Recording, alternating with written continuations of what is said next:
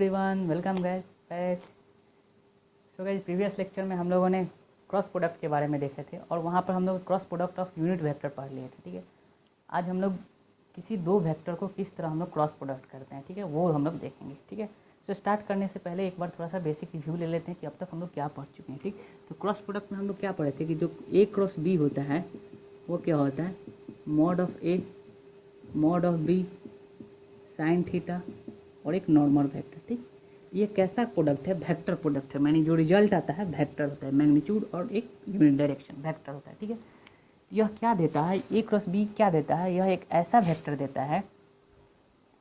ठीक है, यह एक क्या देता है, यह एक ऐसा वेक्टर देता है जो दोनों ए और बी दोनों के क्या हो, परपेंडिकुलर। ठीक है, तो हम लोग और क्या देखे थे, और हम लोग देखे थे cross product of unit vector. Cross product of unit vector में हम लोग क्या देखे थे कि जैसे हम लोग आई क्रॉस आई करते हैं तो ये जीरो आता है, जे क्रॉस जे करते हैं तो ये जीरो आता है, के क्रॉस के करते हैं तो यह जीरो आता है। ये हम लोग देख चुके थे कि कोई भी वेक्टर खुद के साथ क्रॉस होता है तो क्या होता है, जीरो आता है। ठीक, और क्या देखे थे, और हम लोग एक फिगर बनाए थे।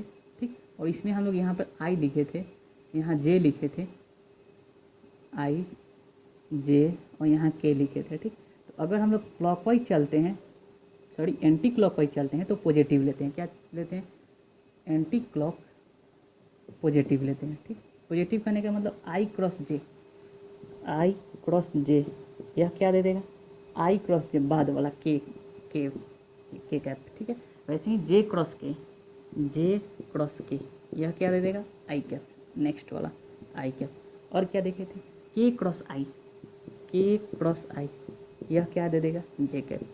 ठीक, तो ये हम लोग कब था, जब एंटी क्लॉकवाइज मूव कर रहे थे। कैसे मूव कर रहे थे, एंटी क्लॉकवाइज।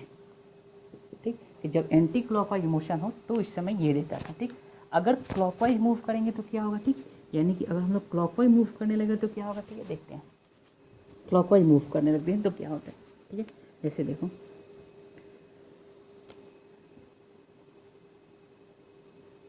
ठीक, यहाँ आई, यहाँ जे, यहाँ के।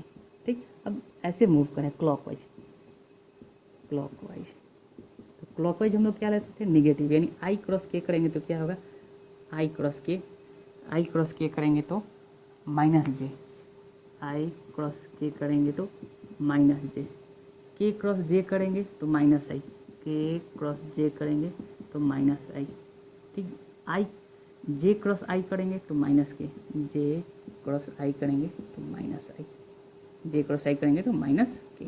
ठीक है, ये हम लोग देख चुके थे कि यूनिट वेक्टर का क्रॉस प्रोडक्ट कैसे करते हैं। ठीक है, आज हम लोग इस लेक्चर में हम लोग और आगे क्या देखेंगे कि दो वेक्टर का क्रॉस प्रोडक्ट कैसे करते हैं और इस क्रॉस प्रोडक्ट का ज्योमेट्रिकल इंटरप्रिटेशन क्या है, कि यह क्रॉस प्रोडक्ट ज्योमेट्रिकली क्या बताता है। ठीक है, तो देखते हैं पहले cross product of two vector. ठीक है, cross product of two vector. ठीक है, देखते हैं कैसे करते हैं cross product of two vector. Cross product of two vector. ठीक है, सपोज कर लो, सपोज दिख रहा होगा। ठीक है, suppose A vector equal to a1i plus b1j plus c1k। ठीक है, A vector equal to a1i plus b1j plus c1k। B vector equal to a2i plus b2j plus c2k। ठीक है, ये दो वेक्टर है। ठीक है, हम लोग को क्या निकालना है, ए क्रॉस बी। ठीक है, ये क्या होगा। ठीक, तो ये तो होता है क्या है कि अगर हम लोग को इन दोनों के बीच के एंगल पता रहे तो हम लोग डायरेक्ट निकाल लेंगे A B sine theta normal vector. ठीक है, लेकिन चूंकि हम लोग को वेक्टर चाहिए, ठीक, तो ये हम लोग कैसे निकालते हैं, तो एक अच्छा मेथड है मैट्रिक्स डिटर्मिनेंट मेथड। ठीक, देखते हैं कैसे। ए क्रॉस बी जो होता है, ए क्रॉस बी क्या करेंगे, ठीक है, पहले ऐसे लाइन खींच देंगे। ठीक, उसके बाद यहाँ ऊपर आई जे के, ठीक है, लिख देंगे। ठीक है, ऊपर आई जे के लिख देंगे। अब क्या करेंगे, पहले जो वेक्टर आएगा ए, उसके सारे कोफिशिएंट को उसके नीचे लिखेंगे। यानी पहले ए क्रॉस बी कर रहे हैं तो ए वेक्टर को लेंगे और आई के कोफिशिएंट को आई के नीचे लिख देंगे। तो आई के कोफिशिएंट क्या है, a1, जे का कोफिशिएंट क्या है, b1, के का कोफिशिएंट क्या है, c1। ठीक, अब क्या करेंगे, अब सेकेंड वेक्टर जो है, जो सेकेंड है बी वेक्टर, तो बी वेक्टर को लेंगे और इसके सारे कोफिशिएंट को नीचे लिख देंगे, यानी आई के कोफिशिएंट क्या है A2, जे के कोफिशिएंट क्या है B2, के का कोफिशिएंट क्या है C2। ठीक, ये हो गया। ठीक, अब क्या करेंगे, अब कैसे हम लोग करते हैं, अब इसको सॉल्व कैसे करते हैं। ठीक, अब देखो, अब हम लोग आगे हम लोग पढ़ेंगे बेसिक मैथमेटिक्स के लेक्चर में, हम लोग देखेंगे किस तरह हम लोग मैट्रिक्स डिटर्मिनेंट को सॉल्व करते हैं। ठीक, इसके पहले जो साइन होता है प्लस, इसके पहले माइनस, इसके पहले प्लस, ये एज्यूम कर लेते हैं। ठीक है, कि किसी इस पूरे रो या इस पूरे कॉलम, किसी एक रो से हम लोग लेके सॉल्व कर सकते हैं, कॉलम से। ठीक है, तो हम लोग सीखते हैं बेसिक इस रो से लेके। ठीक है, इस रो की मदद से हम लोग कैसे सॉल्व करते हैं। तो अगर पहले क्या करेंगे, आई लिखेंगे। ठीक, तो आई लिखेंगे तो इसके पहले प्लस, ये लिखना नहीं है, मन में मानना है कि इसके पहले प्लस, ये जब आई उतरेगा तो प्लस साइन के साथ उतरेगा, जे उतरेगा तो माइनस साइन के साथ उतरेगा, के उतरेगा तो प्लस साइन के साथ। बस एक लाइन को किसी को मान लेना। ठीक है, किसी इसमें से किसी एक लाइन को मान लेना। ठीक है, अब देखो, अब आई उतरा तो किसके साथ उतरा, प्लस के साथ, यानी आई का। ठीक, अब देखो आई उतरा तो इसके सामने जितना भी आया उसको छोड़ देंगे। ठीक है, इसके सामने जितना भी आया उसको छोड़ देंगे। ठीक है, ये आ गया, छोड़ देंगे, बचा क्या है B2 B1 C1 B2 C2। ठीक, तो क्या लिख देंगे, ऐसे लिख देंगे। ठीक, B1 C1 B2 C2। ठीक, ऐसे। ठीक है, अब क्या करेंगे, अब जे लिखेंगे, जे की बारी है। ठीक है, आई का काम खत्म। ठीक, अब क्या करेंगे, जे किसके साथ आएगा, माइनस के साथ, यानी माइनस जे, फिर डब्बा, जे के सामने क्या है, ये लाइन है और ये लाइन है, बचा कौन, A1 C1 A2 C2, A1 C1 A2 C2।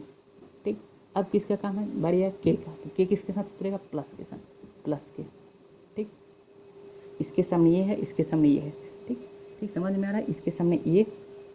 ठीक है, चिन्ह खींचेंगे तो ये आ जाएगा C1 C2 आ जाएगा, और ये आ जाएगा, बचा के A1 B1 और A2 B2, A1 B1 A2 B2। ठीक है, ये इतना हम लोग कर देंगे। ठीक, अब क्या करेंगे, अब देखो, अब क्या करेंगे, ठीक, अब क्या करेंगे, अब क्या करेंगे, इसको मल्टीप्लाई करेंगे और इसको घटा देंगे, क्रॉस मल्टीप्लिकेशन। ठीक, क्या होगा, आई B1 C2 minus C1 B2, इसके बाद माइनस जे, फिर वैसे ही A1 C2 minus A2 C1, A1 C2 minus A2 C1 plus के क्या होगा, A1 B2 minus A2 B1, A1 B2 minus A2 B1। ठीक है, तो यहाँ पे है एक वेक्टर क्वांटिटी है। ठीक, क्या है, एक वेक्टर क्वांटिटी है। ठीक है,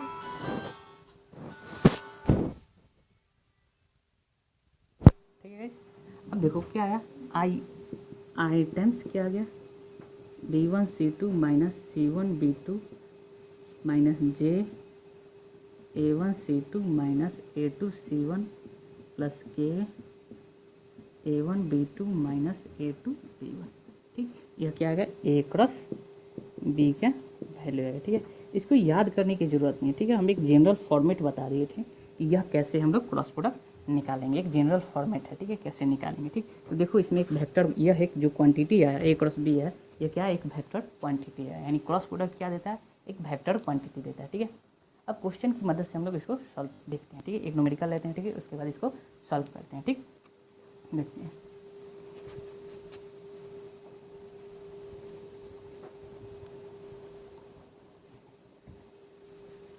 क्वेश्चन लेते हैं। ठीक है, question, suppose A vector equal to 2i plus J plus 3k, B vector equal to 3i plus 2j minus K. ठीक है, हम लोग क्या फाइंड करना है, we have to find that A cross B equal to Y, A cross B equal to A cross B क्या होगा। ठीक है, कैसे निकालेंगे, ए क्रॉस बी कैसे निकालेंगे। ठीक है, हम देखो, तो ए क्रॉस बी निकालने के लिए क्या करेंगे, सबसे पहले ए क्रॉस बी, एक चिन्ह खींचेंगे, ऊपर लिखेंगे आई जे के।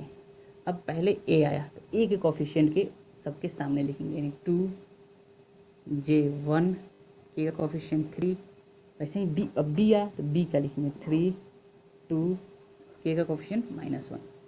ठीक, अब क्या करेंगे, इसके पहले प्लस माइनस प्लस कॉलम वाला मेथड लगा देंगे, यानी जब आई को उतारेंगे, ठीक, तो क्या बचेगा, इसके सामने वाले सारे को हम लोग छोड़ देंगे, इसके सामने जो भी आएगा इधर और इधर वाले पूरे को छोड़ देंगे। तो बचा क्या 1 3 2 -1, तो लिख देंगे 1 3 2 -1, ठीक है। उसके बाद -j, ठीक है, -j करेंगे तो क्या आएगा, ये पूरा ख़त्म हो जाएगा, ये ख़त्म हो जाएगा, बचा क्या 2 3 3 -1, 2 3 3 -1। उसके बाद k उतरेगा, ठीक है, k आया, k के सामने ये है और ये लाइन है तो ख़त्म, क्या बचेगा 2 1 3 2, 2 1 3 2, ठीक है, कुछ इस तरह आ जाएगा, ठीक। अब क्या करेंगे, अब सॉल्व करते हैं, ठीक। कैसे, दिस गुने दिस माइनस दिस गुने दिस, यानी क्या हो जाएगा i टाइम्स ये क्या होगा,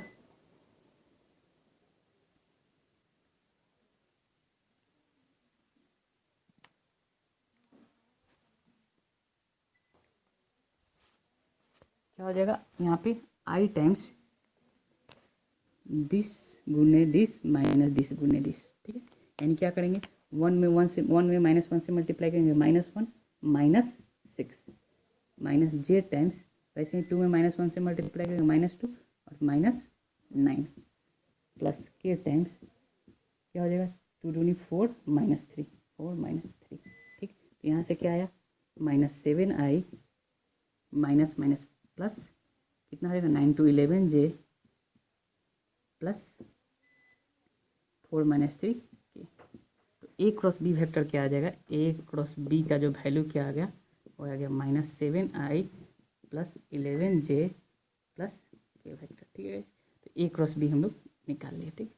अब हम लोग चेक करते हैं कि क्या यह वेक्टर जो हम लोग क्या पढ़े थे कि जो क्रॉस प्रोडक्ट होता है वह एक ऐसा वेक्टर दे देता है जो दोनों को क्या हो, परपेंडिकुलर हो, ठीक है। तो हम लोग चेक कर लेते हैं क्या यह जो वेक्टर है यार, let this vector to be C vector, ठीक।